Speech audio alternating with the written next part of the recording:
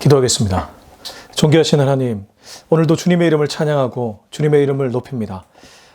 살다 보면 나도 모르는 사이에 내 이름을 높일 때가 많은데 언제나 우리 입술에서 나의 이름이 아니라 주님의 이름을, 주님의 성호를 높이는 인생 되게 하여 주옵소서.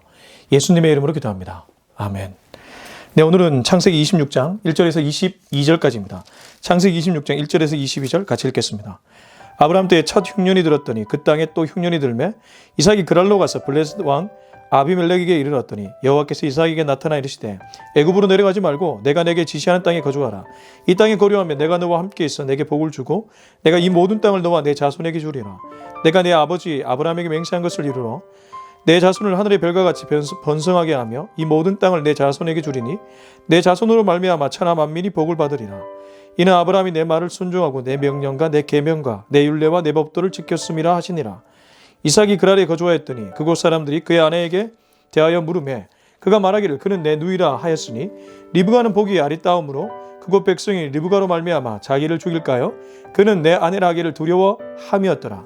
이삭이 거기 오래 거주하였더니 이삭이 그 아내 리브가를 꾀하는 것을 블레셋 왕 아비멜렉이 창으로 내다본지라. 이에 아비멜렉이 이삭을 불러 이르되 그가 분명히 내 아내거늘 어찌 내 누이라 하였느냐. 이삭이 그에게 대답하되 내 생각이 그로 말미암아 내가 죽게 될까 두려워하였음이로라.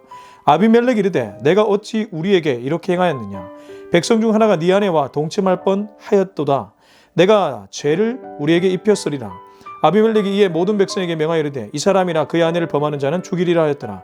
이삭이 그 땅에서 농사하여 그의 100배나 얻었고 여호와께서 복을 주심으로 그 사람이 창대하고 왕성하여 마침내 거부가 되어 양과 소가 떼를 이루고 종이 심이 많으므로 블레셋 사람이 그를 시기하여 그 아버지 아브라함 때에 그 아버지의 종들이 판 모든 우물을 막고 흙으로 메웠더라. 아비멜렉이 이삭에게 이르되 내가 우리보다 크게 강성한지 우리를 떠나라.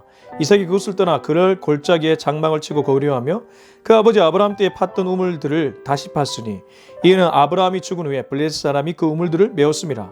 이삭이 그 우물들의 이름을 그의 아버지가 부르던 이름으로 불렀더라.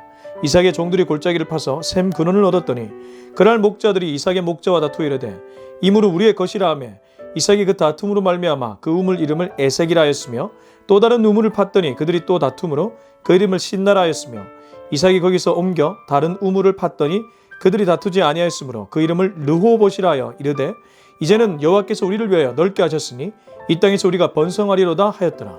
아멘. 네, 오늘은 창세기 26장 1절에서 22절까지의 말씀입니다. 우리나라 사자성어 중에 부전자전이란 말이 있죠. 너무나 잘 아는 말씀입니다. 말 그대로 아버지가 하는 행동, 아들이 그대로 물려받는다는 것이죠. 제게는 5살짜리 꼬맹이가 있습니다. 근데 제가 샤워를 할 때 다른 사람에 비해 좀 코를 세게 풀곤 합니다. 비염기가 있어서 제가 코를 세게 풀곤 하는데 아들이 어느 날 저와 같이 샤워를 하는데 저하고 똑같은 모습으로 코를 풀더라고요. 사실 그 전에 제 아내가 그런 얘기를 해준 적이 있는데 그걸 보면서 제가 정말 막장대소를 했습니다. 5살짜리 꼬맹이가 뭘 안다고 코를 그렇게 풀겠습니까?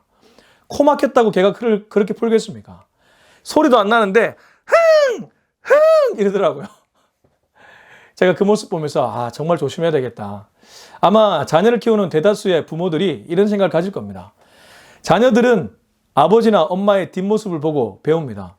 오늘 26장, 창세기 26장은 이삭이라는 인물이 아버지 아브라함의 모습을 그대로 따라가는 것을 연출하고 있습니다. 이 본문을 읽는 모든 독자들은 정말 부전자전이구나 이 생각을 가지게 된다는 것이죠.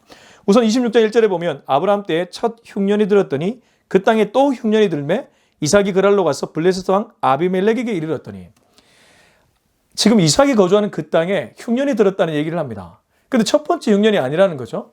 그러면 첫 번째 흉년은 아브라함 때에 첫 흉년이 들었다고 하는데 이건 12장 10절, 창세기 12장 10절을 보면 그 땅에 기근이 들었으므로 아브라함이 애굽에 거류하려고 그리로 내려갔더니 이는 그 땅에 기근이 심하였습니다. 앞서 아브라함은 기근 때문에 피해서 애굽에 갔다가 바로 왕에게 자신의 아내 사라를 누이라고 속인 경험이 있습니다. 그리고 나중에 그랄 땅 아비멜렉에게도 동일한 행동을 또 합니다.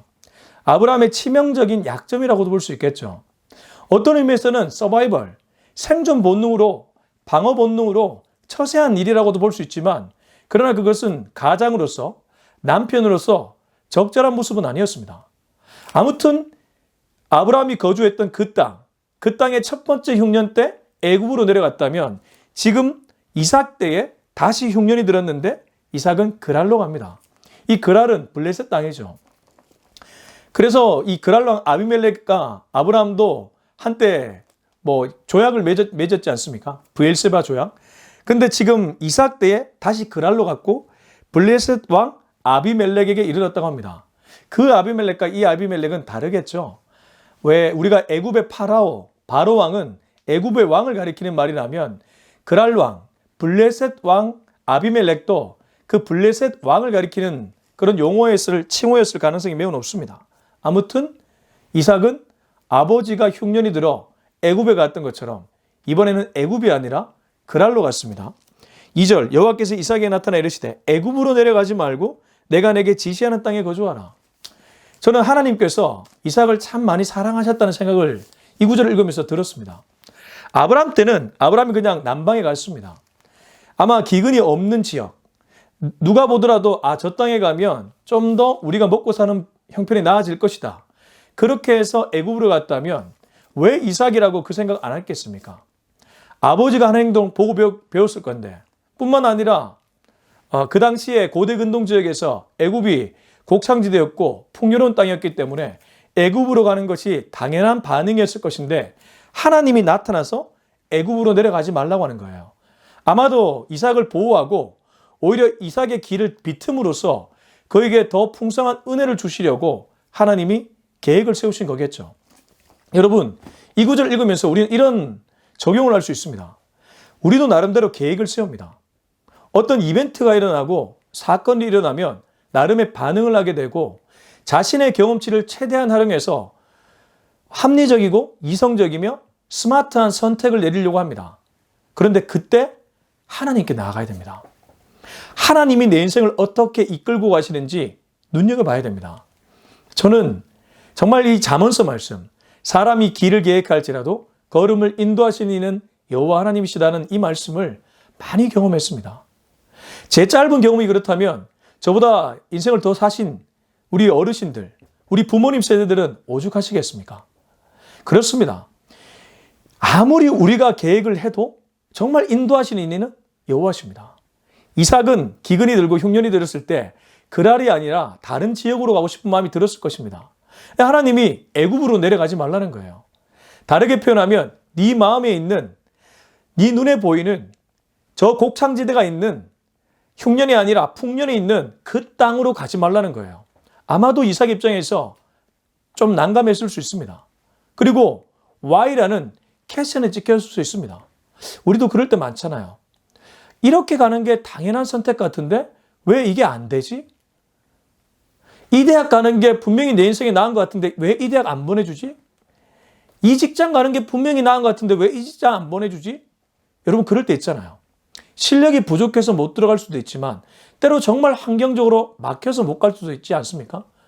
저는 일전에도 말씀드렸지만 미국의 달라스에 있는, 정확하게 하면 포트워스에 있는 그 학교에 합격을 했지만 비자에서 3번 리젝을 받고 못 간 경험이 있습니다. 합격을 했는데도 못 갔습니다. 제 의도와 전혀 상관이 없었습니다. 제 계획은 유학하고 돌아와서 한국교회를 위해 섬기는 것이었습니다.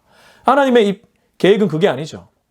여기서 사역하고 여기서 결혼하고 가정을 꾸리고 여기에 있는 한국 사람들과 더 많이 친밀해지고 한국 사회에 더 녹아들기를 원하셨던 것 같습니다.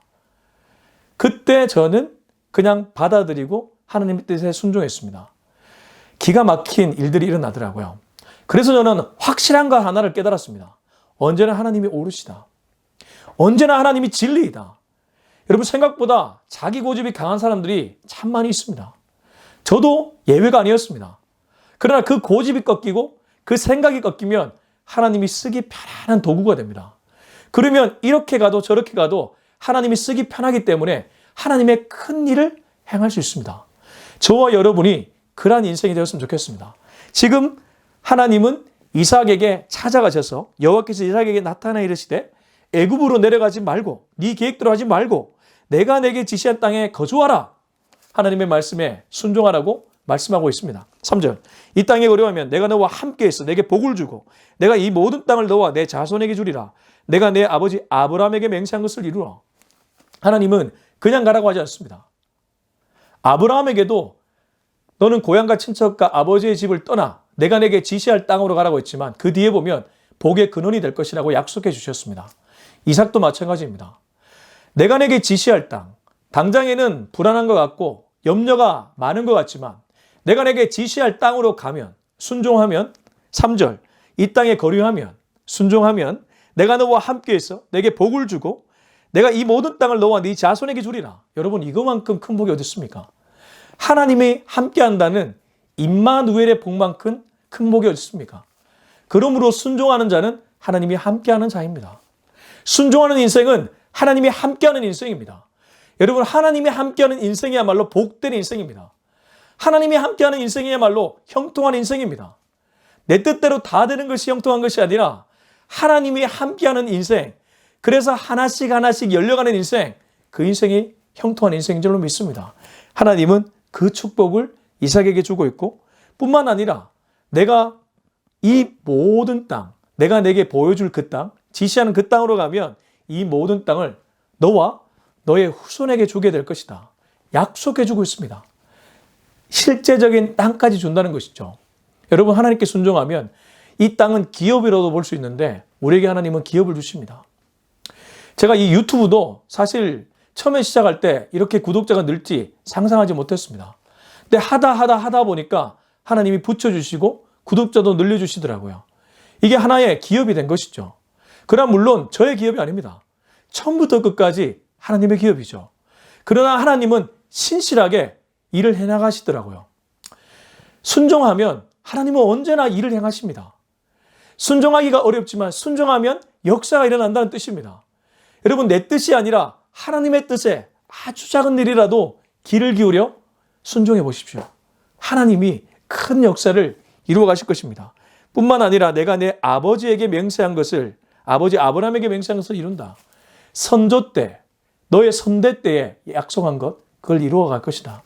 다르게 표현하면 아브라함의 하나님이 이삭의 하나님이란 거죠. 아브라함의 기도가 이삭의 기도가 되었다는 뜻입니다. 우리 부모 세대의 기도가 우리의 기도가 될 수 있다는 뜻입니다. 언제요? 하나님의 말씀에 순종할 때. 그래서 저는 순종이 제사보다 낫다는 이 사무엘의 고백은 우리 모두의 고백이 되어야 될 줄로 믿습니다. 여러분, 예배 드리는 것 중요합니다. 말씀 듣는 것 중요합니다. 그러나 더 중요한 것이 있다면 한 구절의 말씀이라도 지키기 위해 애쓰는 것, 순종하기 위해 몸부림치는 것, 이것이야말로 살아있는 신앙이요, 이것이 역사를 일으켜내는 신앙인 줄로 믿습니다. 4절입니다. 내 자손을 하늘의 별과 같이 변성하게 하며 이 모든 땅을 내 자손에게 주리니 내 자손으로 말미암아 천하 만민이 복을 받으리라. 이어지는 복이죠. 내 자손, 당시에 다산은 엄청난 축복이었는데 아브라함에게 약속했던 무표의 축복을 한 번 더 주고 있습니다. 하늘의 수많은 별과 같이 번성하게 되며 이 모든 땅을 자손에게 주며 네 자손으로 말미암아 천하 만민이 복을 얻게 될 것이다. 복을 받으리라. 아브라함이 복의 근원이 돼서 아브라함을 통해 복이 펼쳐졌던 것처럼 이삭이 똑같이 그렇게 될 것이라는 약속을 받게 됩니다. 근데 여러분, 여기서 잊지 말아야 될 것, 지금 이삭은 흉년의 때에 이 말씀을 듣고 있습니다. 위기가 기회라는 아주 식상할 정도의 말이 많이 회자되었죠. 정말 그렇습니다. 위기나 고통의 때에 하나님은 오히려 우리에게 말씀하십니다. C.S. 루이스는 고통은 하나님의 확성기라고 했습니다. 하도 말을 안 들으니까 고통이라는 사인을 통해 메시지를 보내시는 하나님이란 거죠.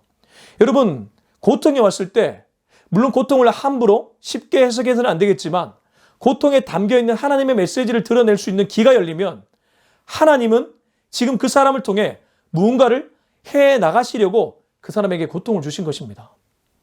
우리 주변에 보면 장애를 극복하고 간증하는 사람들이 많이 있습니다. 그분들은 고통에 하나님의 뜻을 알아채신 분들이죠. 남들 보기에는 엄청난 고통으로 보이고 감당할 수 없는 고통으로 보이지만 오히려 그것을 극복하고 하나님의 뜻을 찾고 선한 영향력을 끼치고 있습니다.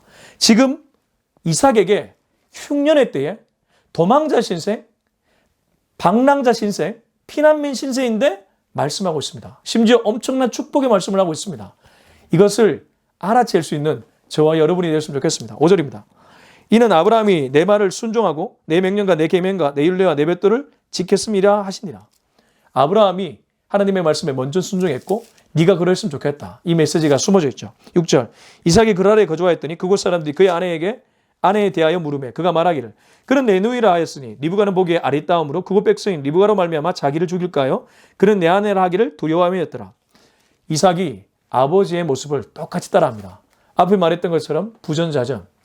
아브라함이 아내 사라를 여동생이라고 속여서 바로 왕이나 아비멜렉 왕 이 둘에게서 자신의 몸을 자신의 안전을 지켰던 것처럼 지금 이삭도 리브가가 예쁘고 혹여 리브가로 인해 리브가를 겁탈하거나 아니면 리브가로 인해 우리 가정이 혹시 공격을 받을까 봐 그를 누이라고 속이고 있습니다. 참 이것 보면 가정의 부모의 역할이 얼마나 중요한지를 다시 한번 깨달을 수 있습니다. 여러분 자녀들이 담배 피고 술 마시고 책 읽지 않고 이런 것들은 따지고 보면 그 부모가 먼저 그런 모습을 보여줬을 가능성이 매우 높습니다. 담배 뻐끔뻐끔 피우는데 아들이 담배 안 피우겠습니까? 문 열면 술로 가득 차 있는데 아들이 술 안 마시겠습니까? 아니 술이 나쁘다는 뜻이 아닙니다. 가끔 와인이나 맥주 한두 잔 괜찮죠. 근데 부어라 마셔라. 계속 술잔치를 벌이는 아빠, 엄마. 그걸 보고 자란 아들, 딸들이 과연 따라하지 않을까요? 따라하지 않는 것이 신기하겠죠. 뻐끔뻐끔 담배 피면서 어린 놈들 담배 피면 안 돼. 말이 되겠습니까? 결연하게 끊어야 되겠죠. 우리가 본을 보여줄 때 자녀 세대가 따라오게 될 것입니다. 지금 아브라함의 아내 사라를 누이라고 속였던 것을 이삭이 그대로 따라하고 있습니다. 어떤 의미에서 굉장히 슬프고 비극적인 장면이죠. 8절 이삭이 거기 오래 거주했더니 이삭이 그 아내 리브가를 꾀하는 것을 블레셋 왕 아비멜렉이 창으로 내다본지라. 이 스토리는 조금 다릅니다. 앞에서는 사라가 사실 사라를 아내로 맞이하려고 했다가 하나님이 개입했다든가 그런 식으로 하나님이 아브라함 가정을 보호해 주셨는데 지금 이삭 가정은 오랫동안 거주했다고 해요. 아마 흉년이 계속되면서 그랄 땅에 오랫동안 거주했겠죠. 그래서 나도 모르는 사이에 이삭이 리브가가 자기 아내니까 껴안았겠죠. 그 모습을 왕궁전에서 블레셋 왕 아비멜렉이 창으로 내다봤다고 합니다. 내다보니까 아니 여동생 해놓고 어떻게 저렇게 부부처럼 포옹하지? 의아한 것이죠. 9절 이 아비멜렉 이삭을 불러 이르되 그가 분명히 네 아내거늘 어찌 네 누이라 하였느냐. 이삭이 그에게 대답하되 내 생각이 그로 말미암아 내가 죽게 될까 두려워하였음 이루라. 이삭은 두려움에 사로잡혀 거짓말을 한 것이죠. 그리고 방어 본능으로 그렇게 처세한 것이죠. 선입견을 갖고 있었던 것이죠. 아 이렇게 하면 내 아내가 혹시 내가 죽을까 봐. 그래서 그렇게 했다고 궁색한 변명을 합니다. 근데 아비멜렉이 어떤 의미에서 눈치가 좀 빠르죠. 그 모습 보고 네 아내였는데 어떻게 네 누이라고 했냐. 바로 알아챈 것이죠. 저는 이거 보면서 가끔 이런 생각 해봅니다. 이 창세기에 등장하는 이방 왕들 이들이 가끔은 그리스도인이라 불리는 지금 창세기의 아브라함이나 이삭보다 더 영적으로 민감하구나. 우리 그리스도인보다 비그리스도인이 때로 영적으로 더 민감한 경우가 있습니다. 참 안타까운 장면이죠. 그렇기 때문에 우리는 이 구절을 읽으면서 우리가 어떻게 살아가야 되는지를 한번 스스로에게 적용할 필요가 있습니다. 여러분, 하나님 앞에 영적으로 민감한 것은 좋은 일이죠. 말씀으로, 기도로 단련되면 자연스럽게 영적 체력이 길러지죠. 그걸 통해서 하나님의 사인을 분별할 수 있게 되죠. 저와 여러분이 그러한 사람들이 되었으면 좋겠습니다. 10절 아비멜렉이 이르되 네가 어찌 우리에게 이렇게 행하였느냐. 백성 중 하나가 네 아내와 동침할 뻔하였도다. 네가 죄를 우리에게 입혔으리라. 아비멜렉이 이에 모든 백성에게 명하여 이르되 이 사람이나 그의 아내를 범하는 자는 죽이리라 하였더라. 지금 아비멜렉은 백성들을 보호해주고 있습니다. 이방 왕으로서 자신의 역할을 다하는 것이죠. 한편으로는 괜히 이삭의 아내를 건드렸다가 내 백성 중에 누가 건드릴 뻔했고 그렇게 건드렸다가 죄를 입고 망하게 될까 봐 보호해주고 있습니다. 이 11절에 아비멜렉이 이에 모든 백성에게 명하여 이르되 이 사람이나 그의 아내를 범하는 자는 죽이리라 하였더라. 이 말은 이삭과 리브가를 보호해주는 것이기도 하지만 동시에 자기의 백성들을 보호해주는 일이었습니다. 이거 보면서 저는 이방 왕이 차라리 지금 현재의 이삭보다 낫다는 생각이 든다는 것이죠. 12절 이삭이 그 땅에서 농사하여 그의 100배나 얻었고 여호와께서 복을 주심으로. 저는 이 12절을 읽으면서 참 하나님은 참 신실하시다. 참 하나님은 사랑하시려 결정하면 앞도 뒤도 보지 않고 사랑하신다. 이삭이 지금 잘한 거 크게 없습니다. 아내를 속였잖아요. 이방 땅에 거주하면서 아내 속이고 그냥 그럴듯하게 살아갔잖아요. 근데 하나님은 그 이삭 보면서 불쌍히 여기시고 농사하여 100배의 소출을 허락하셨고 복을 주셨다고 합니다. 이른바 물질적 복을 받았습니다. 그렇습니다. 이삭은 아버지처럼 거부가 되었습니다. 그랄 땅에 가서 거부가 되었습니다. 한 번 더 언급하는 것은 원래 그는 애굽으로 내려가라고 했습니다. 하나님이 막으셨습니다. 막았을 때 처음에는 섭섭할 수도 있었겠죠. 왜 최상의 베스트가 아니라 그냥 그저 그런 차선을 선택하게 만드십니까? 그러나 하나님의 눈에는 차선이 베스트였습니다. 우리 눈에 최선이 아닐 수 있습니다. 하나님 눈에 최선이 최선인 줄로 믿습니다. 하나님은 이 땅에서 이런 계획을 세우셨던 것이죠. 농사지어서 100배 소출을 얻게 하시고 거부가 되게 만드셨습니다. 13절 그 사람이 창대하고 왕성하여 마침내 거부가 되어 양과 소가 떼를 이루고 종이 심이 많음으로 블레셋 사람이 그를 시기하여. 그러나 이렇게 거부가 되면 주변에 질투를 받게 됩니다. 자연스러운 일이죠. 저도 유튜브 채널 이 꼴랑 이 채널 운영하는데도 주변에 시기를 받을 때가 있습니다. 아마 목회하는 목회자들 교인들이 모이면 모일수록 시기 질투 많이 받을 것입니다. 이 목회뿐만 아니라 사업도 똑같겠죠.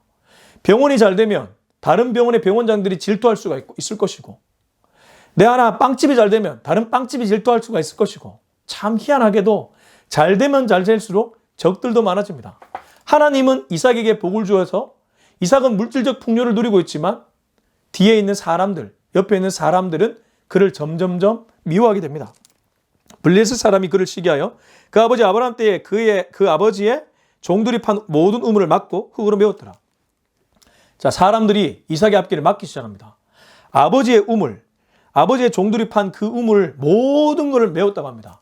그러니까 물 못 먹으면 사업도 안 되고 경기가 말라버리잖아요. 이 당시에 물이 얼마나 중요했습니까? 지금도 중요하지만 고대 근동 문화에서 물은 거의 절대적인 그런 위치였습니다. 흙으로 모든 우물을 막았다는 것은 이삭 보고 농사 짓지 말라는 것과 같은 이치죠. 지금 이삭은 절체절명의 위기에 들어갔습니다. 16절 아비멜렉이 이삭에게 이르되 네가 우리보다 크게 강성한 즉 우리를 떠나라. 이들의 본색이 드러났습니다. 외국인, 객이 본토인보다 더 잘되고 더 강성해지니까 이제 보내는 것이죠. 어떤 의미에서 이 장면은 출애굽과 닮아 있습니다.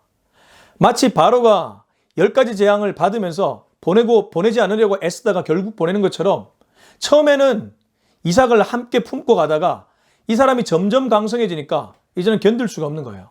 시기 질투가 하늘 끝까지 올라가고 보면 볼수록 화가 치밀어 오르는 것입니다. 그래서 여러분 외국사회, 한인사회에서 성공한 사람들 사실 불쌍한 분들입니다. 왜냐하면 그 본토의 사람들은 그 사람을 그렇게 마냥 좋은 시선으로 보지 않잖아요. 지금 손흥민, 영국에서 대단히 성공한 축구 선수지만 한편으로 보면 영국 프리미어리그 본토의 사람들은 손흥민을 색안경 끼고 볼 것입니다. 지금도 그렇지 않습니까? 조금만 못해도 그 못함을 도드라지게 말하잖아요. 지금 이삭이 끝장났습니다. 이삭이 조금만 실수하면 그 실수를 트집 잡아서 강하게 공격이 들어오는 것입니다. 모든 우물 메웠습니다. 그래서 이제는 나가라고 합니다. 얼마나 서러웠겠습니까? 손대면 잘 되니까 자기도 그러고 싶어 그랬던 건 아니거든요. 하나님이 한번 역사해주면 막을 자 없습니다. 손 대는 것마다 잘 되는 거예요. 그러니까 이 사람들 부글부글 끓는 겁니다. 나가라! 17절 이삭이 그곳을 떠나 그랄 골짜기에 장막을 치고 거기 걸어가며 여기서 이삭의 멋짐이 폭발합니다. 사실 강성해지고 부유해지면 한번 싸워볼 만하지 않습니까? 한번 다퉈볼 만하지 않습니까? 안 싸웁니다. 이런 안 싸우는 모습이 뒤에 가서 계속 이어집니다. 그 블레셋 목자들, 그랄의 목자들이 우물을 파면 그 우물을 막고 뺏고 이런 일이 벌어지는데도 그냥 네가 자하면 내가 우하고 네가 우하면 내가 자하리라. 마치 아브라함의 그 말씀처럼 그렇게 하는 거예요. 여러분 이것이 그리스도인의 모습인 줄로 믿습니다. 우리 그리스도인들 때로 싸워야 될 때가 있지만 그 싸움은 혈과 육의 싸움이 아니라 영적 싸움입니다. 우리가 싸워야 될 싸움은 진정한 싸움은 영적 싸움이지 혈과 육의 싸움이 아닙니다. 이삭 입장에서 억울할 수 있죠. 저도 사실 목회하면서 저뿐만 아니라 아마 모든 분들이 그런 경험을 하게 될 때가 있잖아요. 억울할 때가 있습니다. 그 억울함을 풀고 싶을 때가 있습니다. 이삭도 지금 굉장히 억울한 상황입니다. 자기가 잘못한 거 아닙니다. 일방적으로 시기 질투 받았고 일방적으로 공격받았습니다. 심지어 떠나라고 했습니다. 싸울 수 있잖아요. 왜 내가 떠나야 돼? 너희들이 떠나면 안 돼? 왜 나야? 근데 떠나는 거예요. 17절. 이삭이 그곳을 떠나 그랄 골짜기에 장막을 치고 거기 거류하며 골짜기로 갔다고 합니다. 18절. 그 아버지 아브라함 때 팠던 우물들을 다시 팠으니 이는 아브라함이 죽은 후에 블레셋 사람이 그 우물들을 메웠습니다. 이삭이 그 우물들의 이름을 그의 아버지가 부르던 이름으로 불렀더라. 아버지의 은혜를 잊지 않고 아버지가 했던 행적을 잊지 않고 아버지가 팠던 우물들, 그 팠던 우물들을 다시 팠다고 합니다. 그리고 아버지가 부르던 그 이름으로 불렀다고 합니다. 아버지를 추억했겠죠. 아버지가 이렇게 사셨구나. 철든 아들들이 아버지에게 측은함을 느꼈던 것처럼 아마 이삭도 그런 감정에 휩싸였겠죠. 19절. 이삭의 종들이 골짜기를 파서 샘 근원을 얻었더니, 샘 근원을 얻었다는 것은 엄청난 은혜입니다. 여러분 그렇지 않습니까? 지하 안반수가 터지는 것처럼 지하에 있는 샘 근원이 올라왔다. 이건 하나님이 이삭과 함께 한다는 증거요. 이삭에게 물질적 축복을 계속해서 주고 있다는 증거요. 이삭이 가는 곳마다 하나님이 함께 한다는 증거 아니겠습니까? 골짜기를 파는데 샘 근원. 사실 이 당시에 우물 파는 것 다소 무모한 행동일 수 있습니다. 우물 판다고 무조건 물 나오는 거 아니거든요. 힘은 힘들어 들어가는데 결과물 얻지 못했을 때의 허탈함. 그래서 그걸 몇 번 반복하다가 안 되면 사람은 그 인생 포기하게 됩니다. 근데 하나님이 이삭이 파는 곳마다 열어주는 거예요. 얼마나 복된 인생인지 모릅니다. 20절. 그날 목자들이 이삭의 목자와 다투어 이르되 이 물은 우리의 것이라 하며 이삭이 그 다툼으로 말미암아 그 우물 이름을 에색이라 하였으며 또 다른 우물을 봤더니 그들이 또 다툼으로 그 이름을 신나라 하였으며 이삭이 거기서 옮겨 다른 우물을 봤더니 그들이 다투지 아니하였으므로 그 이름을 르호봇이라 하여 이르되 이제는 여호와께서 우리를 위하여 넓게 하셨으니 이 땅에서 우리가 번성하리로다 하였더라. 이삭은 파는 곳마다 열렸지만 열림으로 말미암아 공격을 또 받았습니다. 에색, 신나. 이 모든 이름들 어떤 이름입니까? 그 이름을 따라가 보면 다툼, 대적 이런 뜻을 갖고 있습니다. 이 2번 정도 하면 질릴 법 하잖아요. 근데 3번째 또 옮겨갑니다. 그리고 또 팝니다. 이게 그리스도인입니다. 한 대 맞으면 공격하는 것이 아니라 묵묵하게 또 일합니다. 또 한 대 맞으면 공격하는 것이 아니라 또 일합니다. 그러다 보면 때리는 놈이 질립니다. 이제는 더 이상 공격도 오르지 않는 거예요. 그랬더니 3번째 열어주니까 르호봇이다. 다투지 않는 거예요. 장소가 넓다는 뜻을 가진 르호봇. 이제는 여호와께서 우리를 위하여 넓게 하셨다. 다투지 않게 하셨다. 정착하게 하셨다. 우리가 이 땅에서 번성하게 될 것이다. 끝까지 인내하고 나가니까 하나님이 이삭을 통해서 후손을 복되게 하시고 장막을 안정적으로 만들어주시고 기업을 일구게끔 허락하시는 겁니다. 이게 축복입니다. 여러분, 지금 이삭이 이렇게 되기까지 단번에 이루어졌습니까? 아니죠. 얼마나 많은 우여곡절이 있었습니까? 흉년이 들어 외국 땅에 갔습니다. 아내가 겁탈당할까 봐 거짓말로 누이라고 속이기도 했습니다. 그로 인해 아비멜렉에게 욕도 먹었습니다. 그런데 하나님은 축복하셔서 농사에 100배의 소출을 허락하셨습니다. 거부가 됐습니다. 시기 받죠. 공격당하죠. 억울하죠. 떠났습니다. 우물 팠습니다. 와서 우물 뺏어갑니다. 강도들도 이런 강도들이 없죠. 그런데도 꿋꿋하게 자하면 우하고 우하면 자했더니 하나님이 마침내 르호봇의 축복을 이삭에게 허락하십니다. 그리고 이 땅에서 번성하게 될 것이다. 이삭은 눈치챈 것이죠. 그러나 놓치지 말아야 될 것은 이삭이 대단해서가 아닙니다. 하나님이 대단해서입니다. 하나님이 신실해서입니다. 여러분, 신실하신 하나님은 이삭의 하나님이 아닙니다. 우리들의 하나님입니다.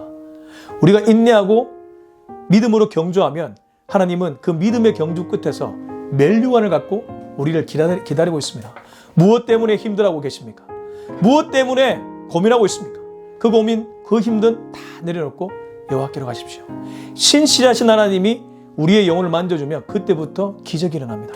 신실하신 하나님이 우리에게 약속한 것 반드시 이루어 주십니다. 그러면 여러분, 작은 한 구절의 말씀이라도 순종하며 살아가면 하나님이 우리의 인생을 통해서 큰 역사를 일으켜 나가실 것으로 믿고 그렇게 나가시기 바랍니다. 우리 모두가 그런 은혜를 누릴 수 있길 예수님의 이름으로 축원합니다. 기도하겠습니다.